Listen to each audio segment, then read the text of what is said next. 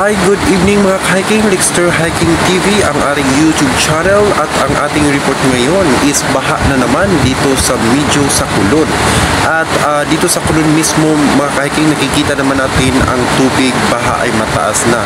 At huwag tayong mag-alala dahil may libre namang sakay at medyo puno-puno kasi marami pong mga tao at marami pong mga pasahero na napinding, no? At kagaya ko, isa na din ako na napinding dyan sa Cebu City at actually nakakauwi lang tayo at medyo malakas po yung ulan, no?